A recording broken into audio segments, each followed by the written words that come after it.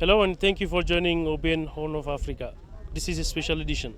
In this special edition, we will bring you Haramaya Lake and discuss the history and significance of this lake with Dr. Yishak Yousuf, Vice President for Research and Community Engagement. Doctor, thank you very much for your time and welcome to this program. Thank you for inviting me. Before diving into our discussion, would you tell us a bit about yourself, please? Your experience and positions you have served. Okay, I'm Yishak Yousuf, Vice President for Research and Community Engagement, and I have been serving at Haramaya University for more than 25 years. I was served before this position as Vice President for Community Engagement, and recently after restructuring of university organizations, university structures, the research and community engagement merged, and still I continued as Vice President. And before that, I was Vice President for academic research at Odabultum University. And there are a number of positions that I have been serving a lot. We are here to discuss the Green Gown Award that Haramaya University has recently been honored with and the history and significance of Haramaya Lake. To begin with, what is the history and significance of Haramaya Lake? Yeah, before directly diving into the Haramaya Lake, I want to introduce some of the basic activities that Haramaya is working with respect to community service. We are working on improving productivity in agriculture. We are working in improving quality of education. We are working on natural resource management. We are working on free legal service and helping the government in expanding the health coverage of the community. And finally, last but not least, in infrastructure development of communities. Now, when you come to natural resource management, Haramaya Lake is one of those structures which needs management. Haramaya Lake has been established long time ago, and it has been a center of recreation for a number of which cannot tell for a while being. Even the name Haramaya came, the name Haramaya city came from the lake Haramaya. And me, I was born in city Harar. I remember when I was in grade 2, my father brought me here and making a picnic on the lake. And anyone who is interested to make a marriage, some kinds of recreation usually come here and recreate and accomplish their marriage ceremony. And Haramaya has a long history. A number of songs are there, so sing it for Haramaya. Haron Haramaya, a lot of them in Oromifa. And this lake have been somewhere dried off for a while between like 2013 to 2017, for 5 years time for that matter. And that service that it had been giving was almost interrupted. The service it gives for recreation, the service that it gives for fishing, and other ecological importance have been interrupted for a while. And the history is long. It was there before we were born, and as I told you, it is a naming for a city, a naming for a number of songs that was singed for Lake Haramaya. What caused the degradation of Haramaya Lake? A number of reasons can be mentioned for almost drying of the lake, one of which is a global issue, which is climate change. Like between 2010 and between 2000 and 2009, there was significant reduction in rainfall.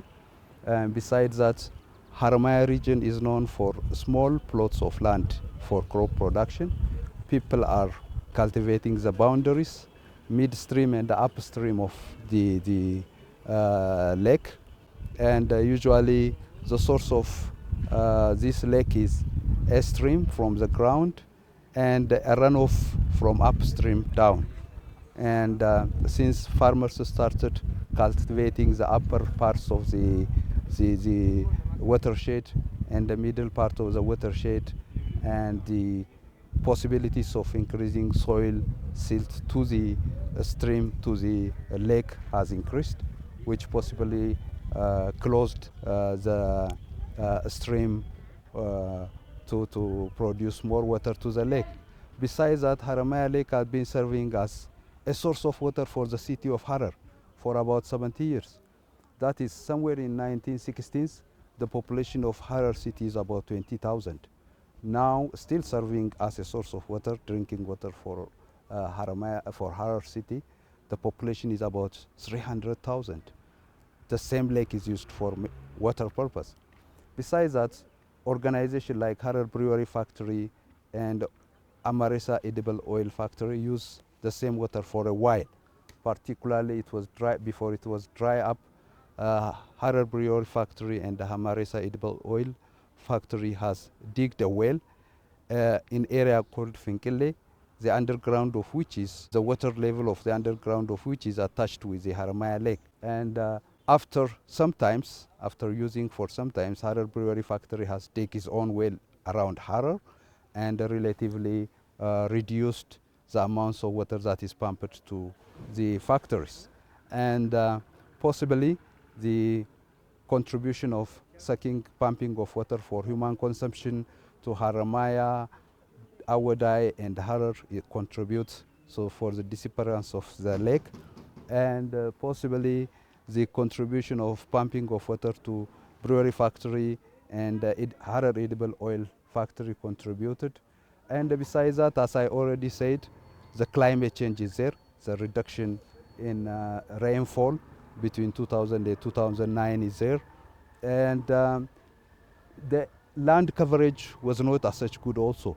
As you remember, some times ago we were good in campaigning, planting, and that disappeared for a while, and that has increased the amounts of water which is running off the ground, run off the ground, which are usually creating erosion and putting soil into the lake.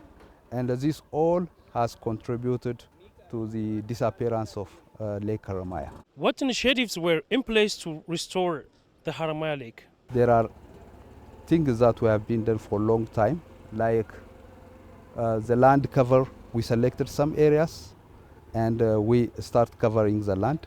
Just before that, in 2013, after the disappearance of the lake, what we have done is we established an office, Integrated Lake Haramaya Development Office.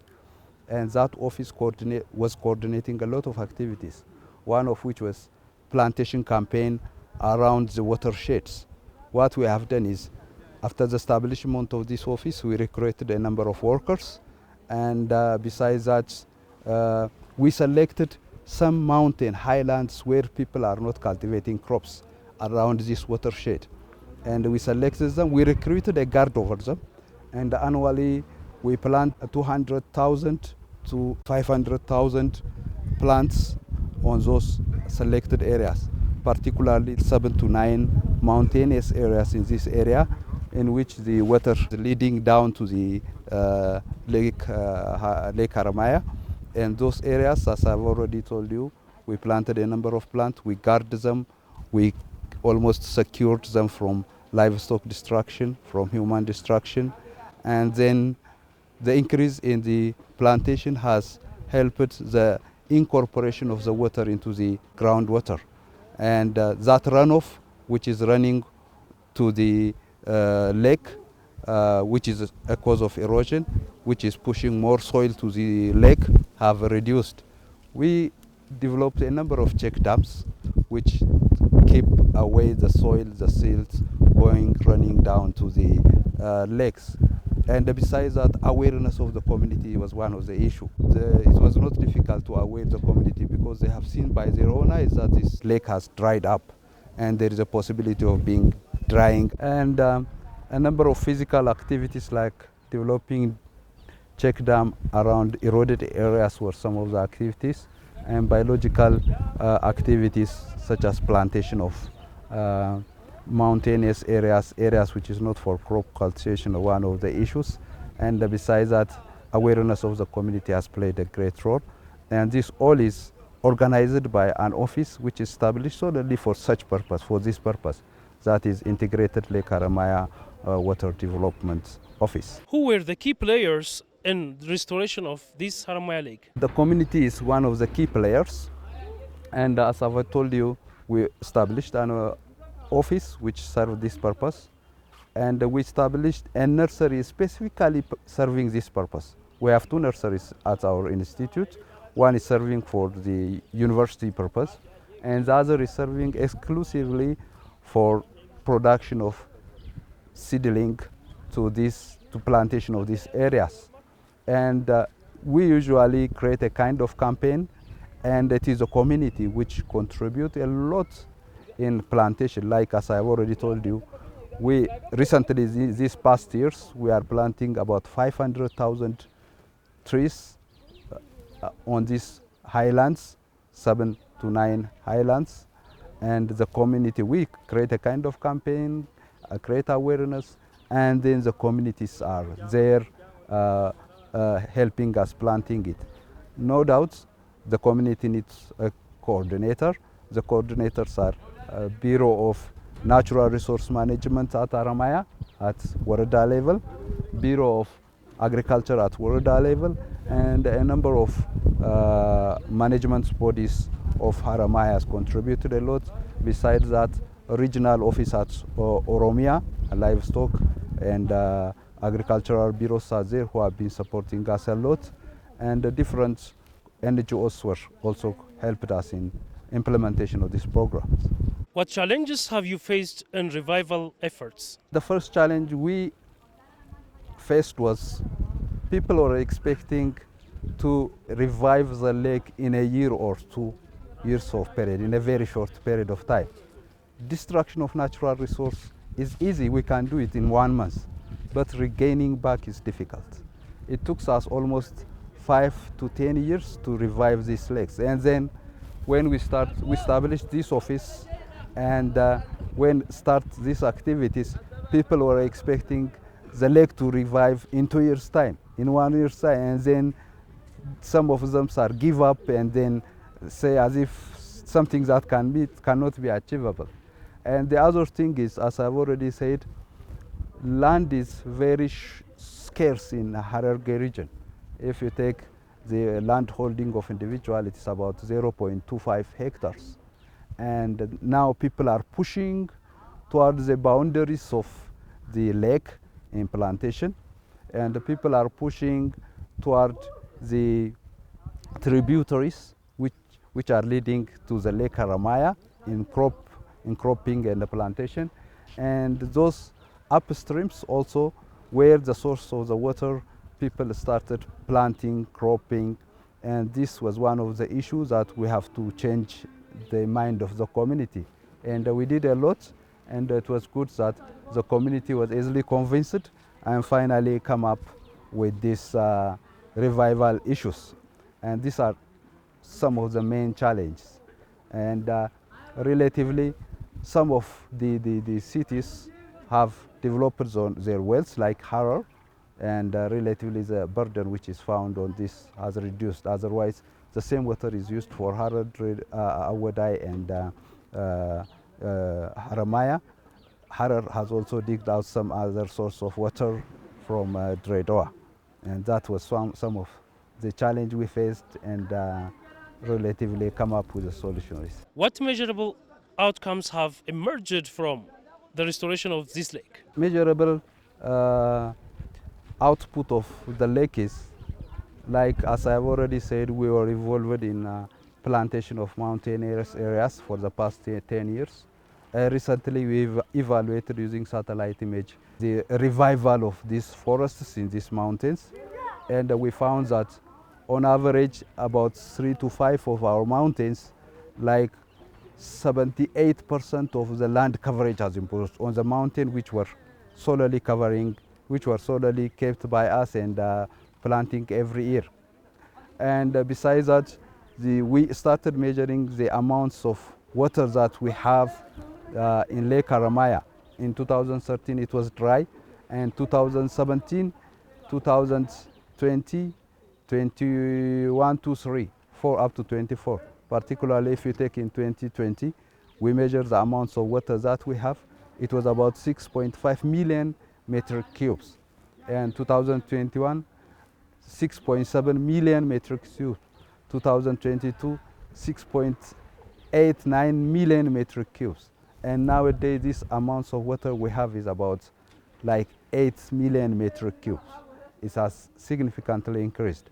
Besides that, The impact of the drying was that people start buying fish from center, from southern parts of Ethiopia, and now people started producing their fish and consuming. And recreation, as you see, there are about 5 to 8 boats here. Usually people started recreating around here. Some marriage ceremonies are conducted here. Job creation is the other important thing that is gained by revival of this lake.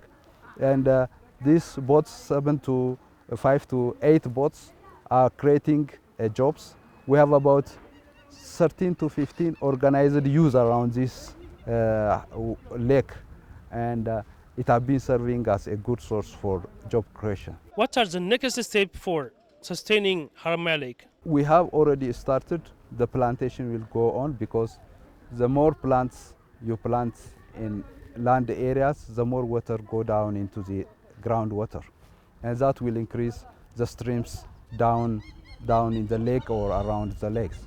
And besides that, we are taking these inventories of water every year.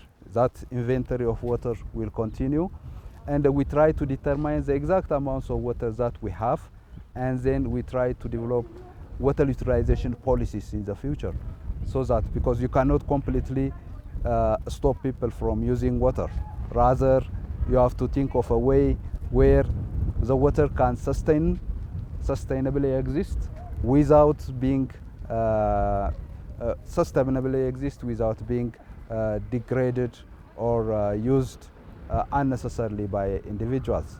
Therefore, we have a plan of establishing this water utilization policy in the future, so that they can properly use the water and sustain for a long time. Besides that, these days we have a link with some organization, like we have, for instance, a link from a university in Denmark University, and this Denmark University is mapping the water resource in Eastern Hararge. We and Haramaya University and Awasa University is a partner with this organization, and we map them, and they will tell us where we need to be able to dig wells so that we can use.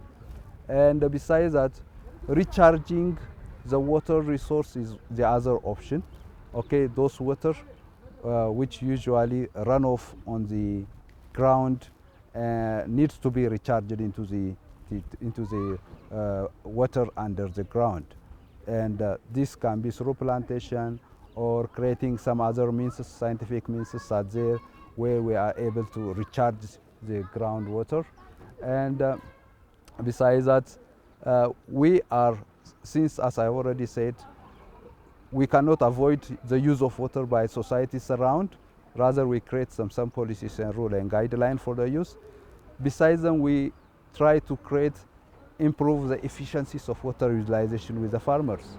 Like drip irrigation is one of the practice which already started, so that farmers efficiently use water for their crop production without drastically harming the lake or the water resource under the ground.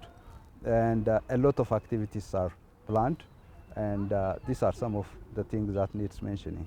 Recently, Haramaya University has won the prestigious International Green Gown Award. What is International Green Gown Award and its significance, both for Haramaya University and for Ethiopia?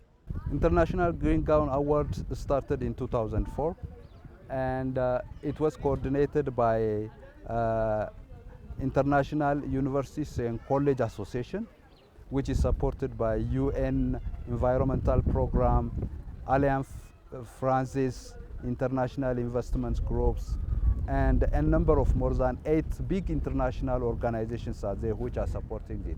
The aim of this award is to evaluate the impact of universities and colleges in producing some impact in ecology and the community. And as I've already said, it started in 2004, and almost 20 years. This year what we have done is, after revival of Lake Haramaya, we tried to document some of the activities that was accomplished by the universities which contributed to the revival of the lakes. And that documentation include, as I've already said, the office that we established, the number of people involved, the jobs that we created, the plantations that we undertook, a number of research that we undertaken in the name of students. And this area, the watershed area, after revival, is serving a number of activities such as teaching purpose. And this also are documented, quantified, and submitted. And there were 98 organizations, universities competed on this for this award, and from 28 countries. And among these 98 universities and from 28 countries, 14 countries, about like 28 universities in 14 countries are become the last, those who are at the top level with a special application, special sustainability activities. And there was about 8 categories in this award, one of which is your contribution in sustainability of natural resource, nature positive. There are some activities in education, engagement of students, a number of them. Now, among the 8 categories, one of the category which is nature positive is the one which we won as a large organization.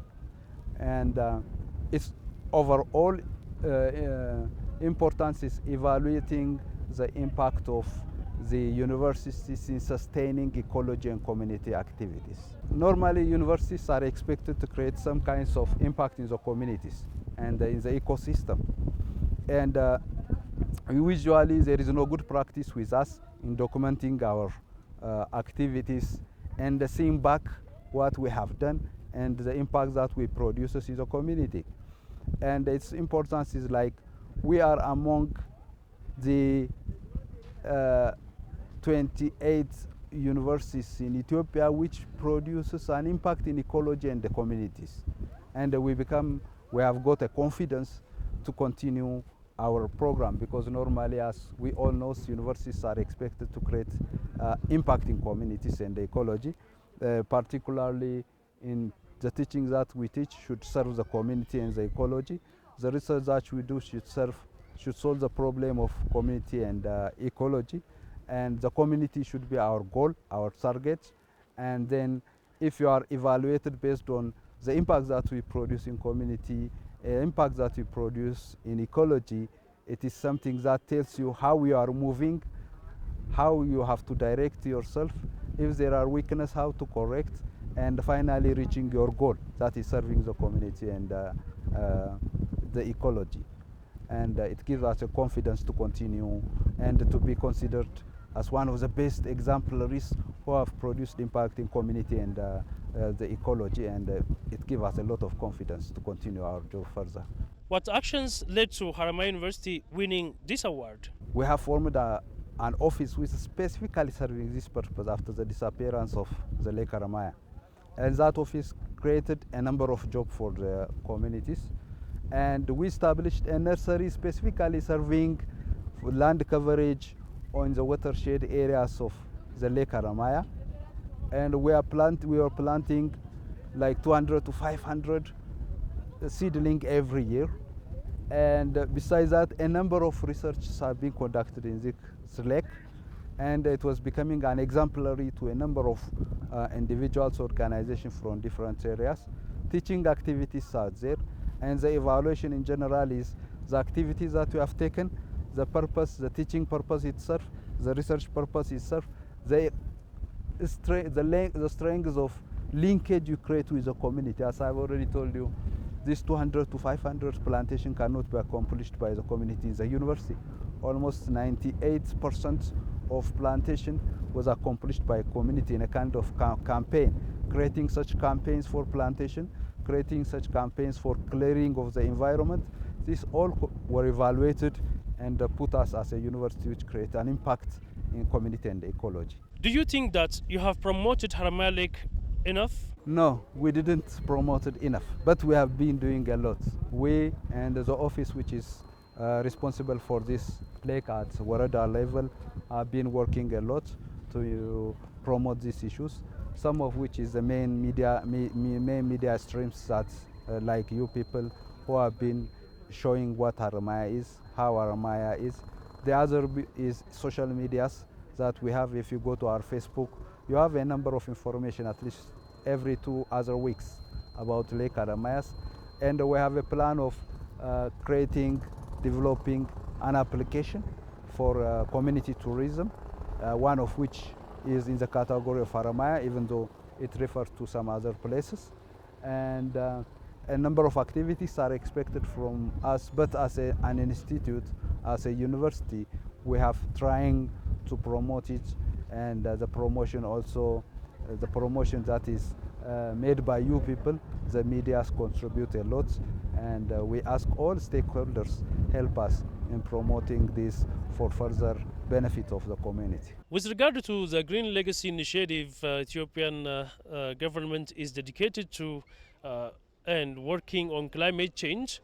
How do you relate that working on climate change and restoration of lakes? Nature has given its full package to us. Like then we started distracting it.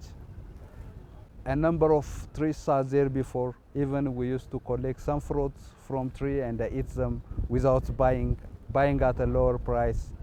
But after Industrial Revolution, we started clearing plants, deforestation is there, and industries which are producing a lot of carbon dioxide, methanes, have polluted the environment. Particularly the destruction of the trees, the plants from our side has contributed to the negative health of the society. These plants is not only producing oxygen for us, they are helping us to charge the water into the groundwater. That is the water, the rain which is falling on the ground. If we have a good plantation, we incorporate, go down into the bottom of the ground on the water table and increase the water table, the size of the water we have underground.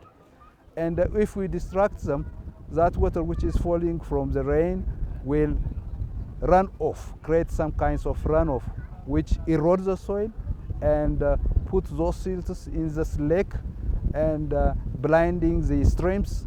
And finally, streams are not able to produce water. Therefore, plantation is one of the best way to recharge the groundwater.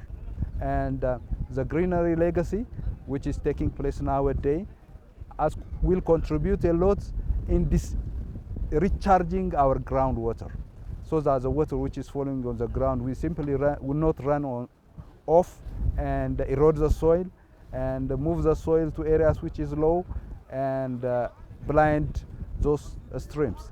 Therefore, the greenery will have a lot of contribution. Now, climate change, as I have already said, is the impact of the carbon dioxide produced by fossil fuel because of industries, and the carbon dioxide that is created, the methane that is created by different entities in our environment. And this all will be counteracted by this plantation, by these trees, so that a balance of the oxygen and carbon dioxide will be there, and we live a comfortable life.